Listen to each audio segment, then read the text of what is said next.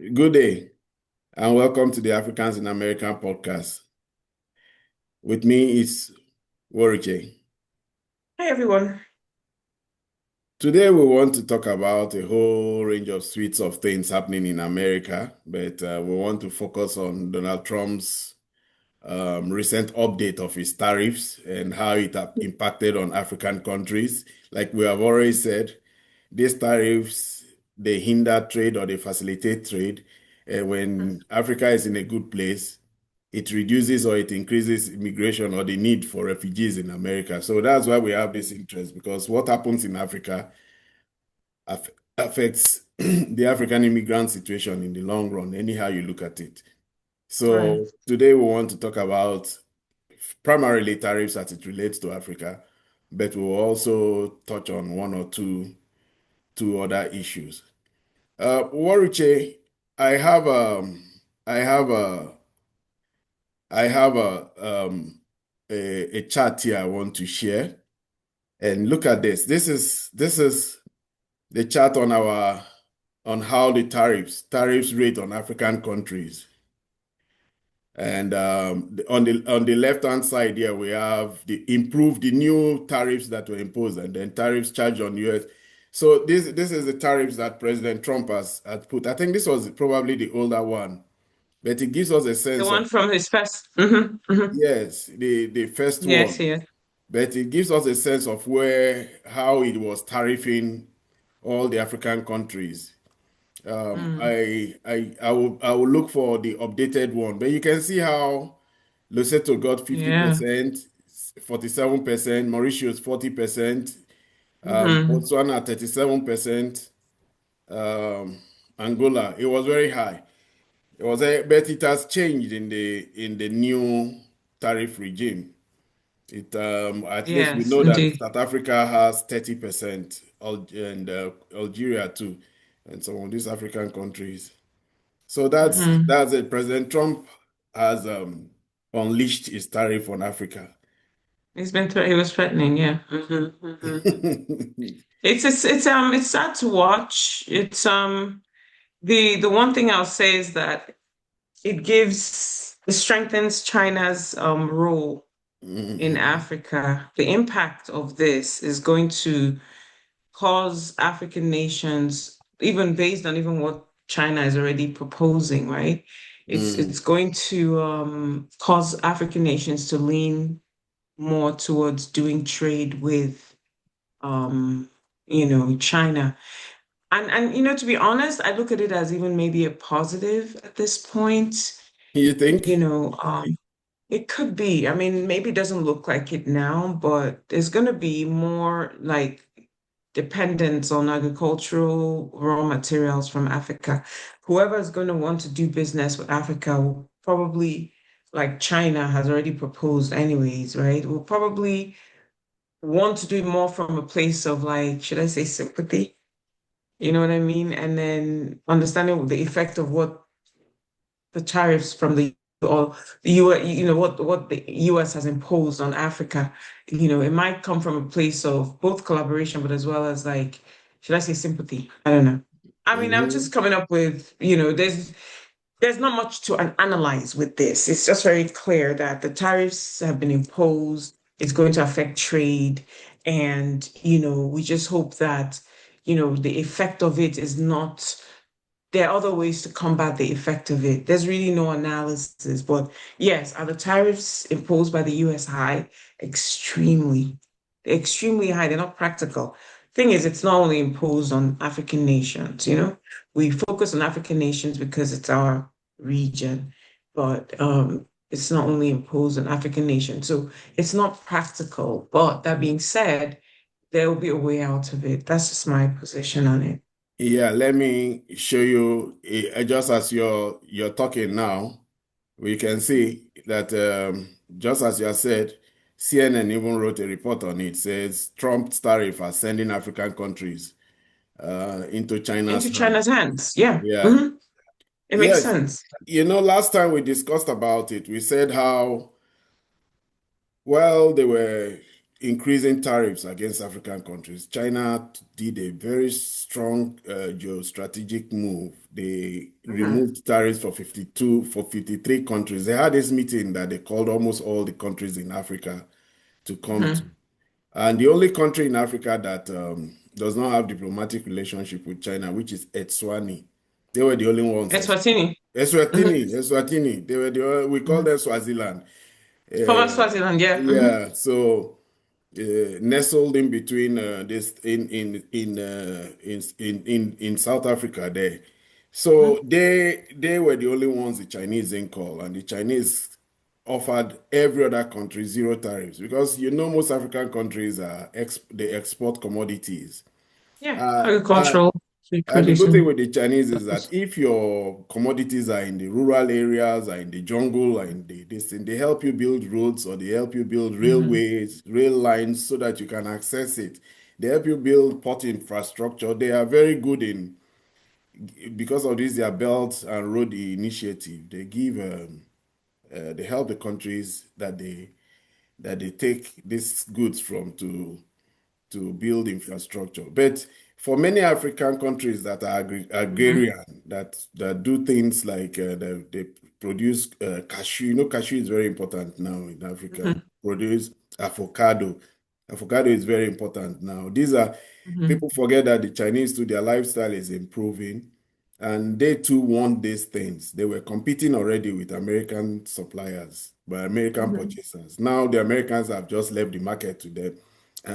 So it's not as if they will not they will lose. But one thing I know is that America tends to be a bigger market for most of these countries because of the Mhm. dollar. The Because dollar of the strength of facilitates the trade. dollar. Dollar Yes. facilitates international trade. So when you Yes. sell your avocado or like Cote d'Ivoire now and Nigeria, cashew, there used to be a part of Nigeria called Kogi State where cashew used to just fall on the floor. And then people started putting the cashews into bags and exporting and making so much Mhm. dollars. And these dollars help a lot of countries. So is that dollar? But the Chinese too have come up with one very good strategy. You don't have to use dollar to trade with them. You can trade in naira. They have what they call currency swap. Yeah. They came up with currency swap and all that. And we should remember that, So go on, go on. no, because as you're speaking, I'm looking at Business Insider Africa, right? So Hmm. he has a less dramatic, like the first one was very dramatic, the tariffs imposed, but Oh, now he slashed it for quite a bit, for quite a number of countries. Like, for instance, Angola used to be, the April tariff was at 32%, right? But uh-huh. it's now 15%. 37% for Botswana, but now it's down to 15%. Even Nigeria's one was a little. It went from 14% to an actual 1% increase. You won't believe it. Yes. But the point I'm making is that it appears as if they're making concessions, should I say? They They're reduced it making for some countries. better. They remove, Yeah. he But it was realized that quite he's pushing them to China's hands, like we were saying, he He does realized realize that that, yes. And so now the other way, he's gone back to the drawing board. So that's the thing about this government or this administration, should I say, is like their knee-jerk approach to things is what is difficult for people to work with. One minute you make a change, and then the next minute, because there's all that. Why did you deliberate prior to making that change? Why didn't you see the effect that change? Why didn't you do a thorough evaluation before you even impose those tariffs? You impose tariffs, then you come back, and then people argue, and then you now change it. It's so knee-jerk. It's so like, I just act before I think type of energy. mm, But yeah, that's kind of my we're facing a lot of drama, A lot of people too may are saying that domestic problems may just be the reason why he's trying to, although he has talked about tariffs. Tariffs has been oh, something he has what do talked you a mean lot for domestic long. problems? Domestic problems, things like Epstein Wahala and all those things. He's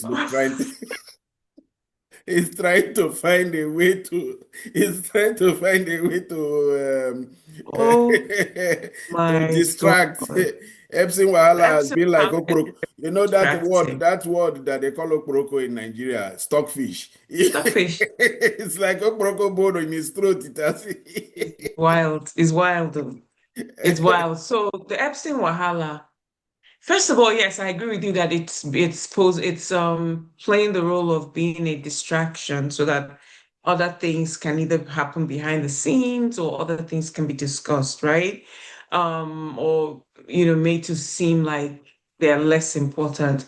But the Epstein drama, if you ask me, when you talk about those Epstein files being released or not being released, we're at a point where we don't even care. Well, I don't care who's on the list and who's not.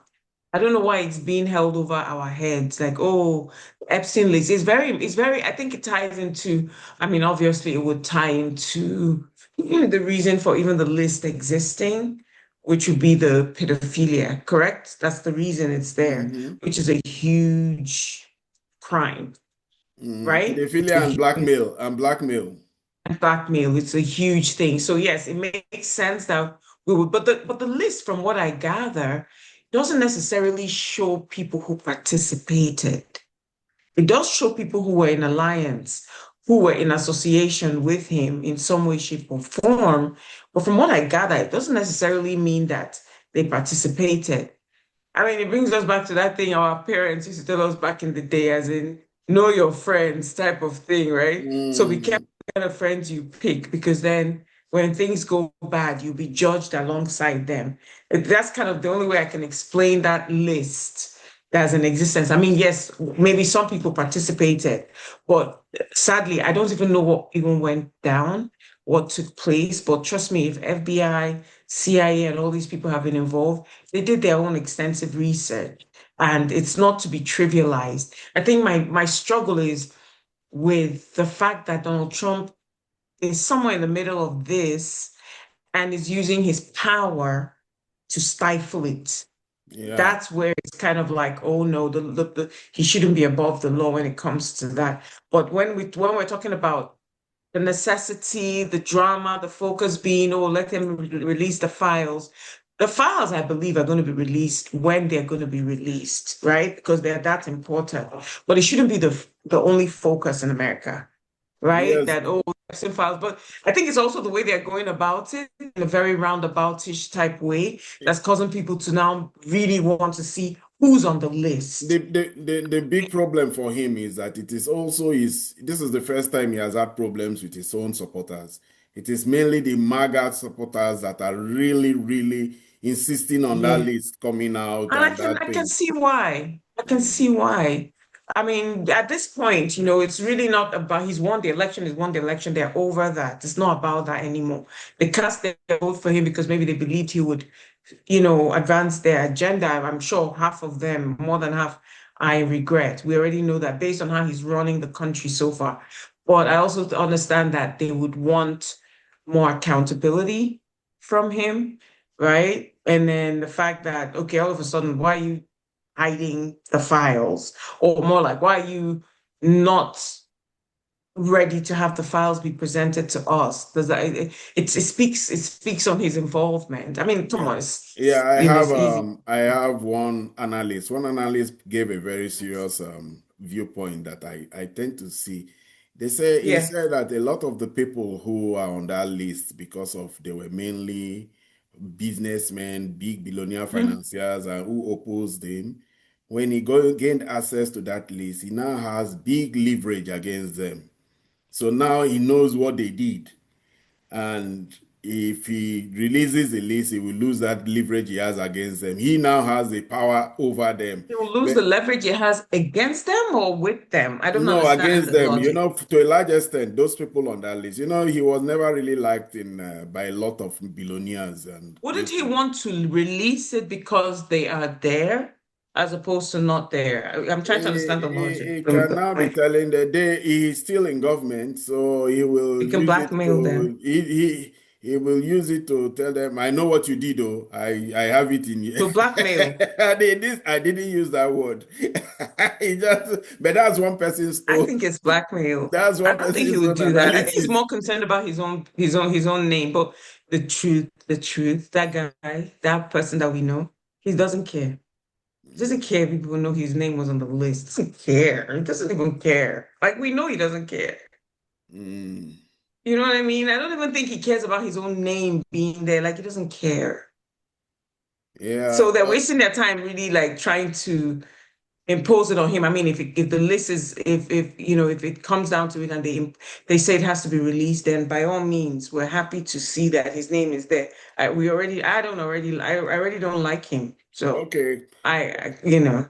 Let's go back to our dear African continent, You think we've The, exhausted the Epstein thing? the Epstein thing is inexhaustible. You know, those people, the Indeed. drama behind it is so much, and what I worry about is that in trying to create distractions for it, he has doubled down on Ukraine, on India, and on all these other foreign countries. He's making Hmm. pronouncements to try and distract. The other day he said he's sending 2 billion, two nuclear submarines to Russia, and then he warned Iran that he may bomb them again. And many people feel that all these things affecting geopolitics in this manner may just be to distract from the Epstein thing. He has, It's most likely that. and okay, So I feel that if I were to just go back to the Epstein thing, right, and the mm, reason why he's stalling, when it comes to releasing the files, if I were to say, I think I think it speaks to his involvement, not just. So I think at this point, right, we already have videos, we have proof that he was very close to Epstein as a man, right, as his friend. He mm, was close to him. They were business associates, but they were friends as well, and they did things. So I think that his reluctance is not just, there's a fear lingering because he knows the extent to which he associated with this guy based on the allegations that are being presented. And I think that the guilt factor is what's causing him not to want the files released. You know what I mean? He knows he probably associated to a very great degree that if the facts were presented, we will, it'll be a no-brainer that well, that well, his well, involvement to be really clear is what I'm trying to say. And I think that that's what's his struggle. I had earlier said that he doesn't care. No, he actually does care. He does care to be associated with that level of crime because that level of crime, pedophilia, is bad, right? mm, Pedophilia is just not something that anybody should take lightly, really. there are another implications too that because of a lot of politicians were also implicated in that list, and many of them they feel that it was a blackmail operation, and they have linked Epstein to a foreign intelligence organization, particularly the Israeli intelligence organization Mossad, and they feel that he was using that particular Epstein thing. Epstein was recording most of these people and blackmailing them, and for that reason, that people are trying to rationalize how come the Israeli lobby in America has such tremendous influence on the So you American reckon political that class. That's one that of the he main will things. implicate other federal governments, other governments and leaders Oh and no, no, Epstein was politicians. working for them. So because of that, he recorded most of those people and they started blackmailing them. And that's one of the things they feel is the reason why, Wahala. yeah, and because they can't understand how much influence Israel has over this country and the Well, I influence think of, it precedes, I think the influence that Israel would have precedes the Epstein it Association. I does, don't it think does, it it's does. limited to just Epstein. They have their own things that have happened. Even when my dad was alive, he used to love to watch CNN and Netanyahu. And when he was first prime minister, right? It was, Mm. prime minister and then subsequently came back and all that. So I'm just saying that they've had that sort of strength Yeah, over their lobby in America America has been strong for a long has time. been, so I That's don't think it is limited to the Epstein thing. yeah, but And I it's don't even want to speak it's on the one of fact it. that it could be possible that they would have some officials on the list. That's gonna be wild if Any if that happens. Anyway, due to the distraction, the urgent need to remove the discussion of Epstein's file in international things, he has focused on attacking BRICS members. With BRICS, which is Mhm. Brazil, Yeah. Russia, India, China, and South He's Africa. keeping busy. Oh, this man only came into office in January of It's this as if year. We're he's been only running for, 7 months. he has been president for 7 years already, right? It feels like a lifetime. It's been very distracting the way he's been dismantling a lot of things, which we've all talked about. I tend to watch all these videos on YouTube about, newscasters. Everybody's holding the same position, that it's been quite a drastic 6 months already or 7 months. And when I say drastic, I mean like even very damaging and destructive, so I hope the torture is over soon. I don't know when or how. He still has some time. And I don't think that JD Vance is even going to be a better um, well, um thing. going back to the tariff thing, apart from tariffing the BRICS people, Hmm. BRICS countries, he has been announcing he will tariff India seriously, he will tariff China Hmm. 100%, and then another one is South Africa. And interestingly, South Africa is supposed to host the G20 summit, and he has Summit, stated right? categorically that he will not be attending the G20 summit in South Africa because you already know the history he has with South Africa. He has, Trump has practically kicked out the South African ambassador from America. They called him persona non grata. They told him to leave, and that had a great thing to do with the Israeli lobby because South Africa took Israel to the International Criminal Court and got Hmm. Netanyahu to be indicted as a war criminal.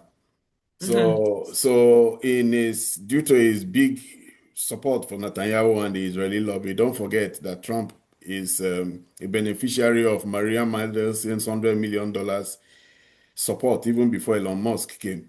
So Hmm. Hmm. South Africa, in its own eyes, are bad people. They are not doing well. They are in BRICS. They are. So Yeah. he has slammed South Africa, especially the black South African part of them. And Ramaphosa was talking the other day that they are finding a way to ameliorate their situation with America because apparently there's a lot of agricultural exports. South Africa Hmm. exports citrus, oranges, and quite a lot of agricultural goods, grapes, wine. South Africa wine. Yeah. Hmm. Yeah. Even chicken. I don't know. So South Africa exports a lot of things to America, and Hmm. it's affecting them. So, hmm Mhm. it's So that's affecting them. yeah. So So when I look at news articles and see,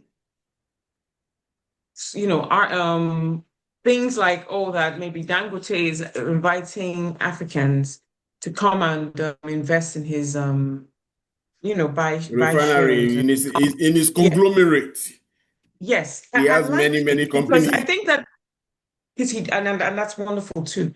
I think that it ties into what we said about the independence that is required and necessary in Africa, right? The fact that we have 9 minutes to go. The fact that, if the more we depend on ourselves and our own resources, and when I talk about is because we're trying to combat this whole tariff imposition and the impossibility of trade and all that. How about developing consciously our own refineries or empowering the already existing refineries, buying into its, you know what I mean? Like that, those invitations, should I say, that, like Dangote saying we should come and, is inviting us to come and buy shares and become shareholders. I like to hear that. I like to hear that.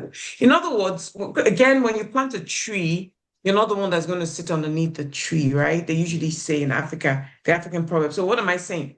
Even though we start now, because everything we're starting now is the time. Now, Mm. there's no guarantee that in the next 40, 50 years, we will reap the benefits, right? However, the consciousness, I think, is what should become our priority. The over analysis about, oh, what China could do or what America is currently doing should not really be our focus. It can be because so far that's kind of what we've focused on when it comes to bilateral, multilateral relations and exports and this and that, right? But I think that the conversation should switch towards a more steady consciousness backed with practical practical plans, okay, for good outcomes, where more Africans are involved in developing things in Africa. And if we have leaders like, I call him a leader because he is, Dangote saying, come and invest in my refinery, right? We look at it more like a service. It's not him saying, oh, come and empower me. He's saying, let's come together to empower what we have, right? I think it's beautiful. I think that should be our focus. I think our conversations should become 70% of our conversations should be about how we develop Africa, right? Not just the theoretical, not just the talk about it, but the actual practical ways to get that done. Again, I just love the article I saw. He's inviting Africans, come and invest. That's a start. And then 10 years from now, we're going to have something even better. It grows. And then the less reliance on the West, less reliance on our handouts. Come on, it makes sense. We'll improve our own outcomes. Again, you're not going into this thinking, oh, I'm going to get the outcome in 10 years, in 5 years. No, think about it from the standpoint of your children's children's children. By the time you come from that angle, right? Then you're able to do it knowing it's a service, it's required of you, but it's because of it's for future benefit, right? It's not something that hasn't been said before, but I think that when we see people like Dangote showing us the pathways, we should embrace it. And Yeah, that because a lot of it has to do with people not knowing how to approach it. A lot of people in the West have a lot of money to send back to their high schools, their this, their that, right? But how to invest is not really something. Real estate just started, improving in Africa, and so now I see things like, oh, in Ghana, there's real estate development. They're inviting people in Tanzania, in Tanzania as well as Nairobi. So it's becoming there's a consciousness, right? I mean, we've all known real estate is the way people make money, right? That's how mhm. over time. So I'm just saying that if those pathways open, it behooves us to align with those pathways because it's just the way forward. But yeah, sorry, Yeah. what were you gonna say? Yeah, what Dangote did is singular. Dangote has about, I think he has about 10 or 15, 10 to 15 cement factories all across Africa. He produces almost, Lovely. at this point now, maybe 50 million metric tons of cement. And not to That's talk of the wonderful. one he does with rice. The other day, he just signed a contract to build the biggest port in Ogun State in Nigeria. But that Lovely. refinery is singular. It is 14, I think $19 billion investment by one single man. It was very big. It almost broke him because there's a cartel stopping African refineries from working. Angola does not have a functioning refinery, neither does, and they produce oil, neither When you does say even there's a Angola. cartel So stopping, can you yeah, expand there's that? a cartel. That cartel is the English companies like Glencoe, those ones that make sure that they continue to sell to you from their refineries in Singapore. They have refineries all over the world, so they Nigerians always Africans buy their products, we distribute for Mm. them, so they don't want you to be refining your own. Just like how. However, what are the ways that they're stopping your bottom line? As in, They they what do they have they have impose? very serious means. They have influence. They have influence on your people. It's very common for many African officials to be the ones to sabotage their own refineries and sabotage their own institutions because they want to have their children in London and to have their children going to one school. They bribe them very easily. They bribe African officials with very little. And so you have a situation where in Nigeria we have four refineries owned by NNPC. None of them works until And those refineries are not work. They maintain them for 10 times the amount of money they used in building them. It's terrible. You can't even imagine the waste. I'm So telling so you, when he even just comes thinking in now about and it, builds a refinery, they did everything to stop him. I can assure you of that. They did everything to stop him. He went through pain. He wanted to build it in 3, 4 years. He ended up building it almost in 8 years. He almost broke him, but he did it. it So almost broke him. mm, Yeah, so but again, we have to look at the projects because it's not just one. We have to look at the project of Africa as being, first of all, a collective project. Second of all, it's not a tree that we would end up sitting underneath, like in this lifetime, maybe. We'll see the start of it, but it's not a tree that we have to do it as service work for the children and the children's children, because for Africa to constantly be the region where there's so much pillaging of the resources, the natural resources, it tells you something. It tells you that you're lucrative, right? It's a lucrative region. It's a not lucrative, that's not the word. It's a resourceful region. And if all eyes are on there, right, then our job becomes to not only protect it, but to develop it further and then empower those who will develop it. It's a conversation that is going to take decades. I don't want to say yeah. centuries, but decades to really implement, but it's worth it. Yeah, It's worth it. despite everything, it's growing. If you go to Ghana, if you go to Legon, if you go to Nairobi, Madaraka, if you go to South Africa, you go to Joburg and you go to Centurion and all those places them that are part of these big cities, you will see the African spirit still thriving. They are building, they are developing, they are finding way past all the corruption and all the things that dog Africa down and make Yeah, people become refugees in America and become I know, immigrants. They are doing their best, I know. and even though and as Donald Trump is shutting the door for Africans, Africans will stay inwards, look inwards, and continue to develop their continent. Yes, yes, yes. That, I hear that's lots of people say, "Oh, Africans should move back to Africa," and yeah, all of that. But yeah. it's not a Well, thing that happens overnight. But the fact is that once you start to invest and pay attention to what goes on in Africa, then the empowerment will happen. Again, it could take 30, 50 years, but it will happen. yeah. Well, this Had is a this great is where conversation. we come to the end of today's program. It's been lovely having this discussion. Indeed, yeah. We will improve our regularity. Thank you very much for being with us today. Until our next Bye video. now. But don't forget, subscribe, like, share, help the algorithm make the channel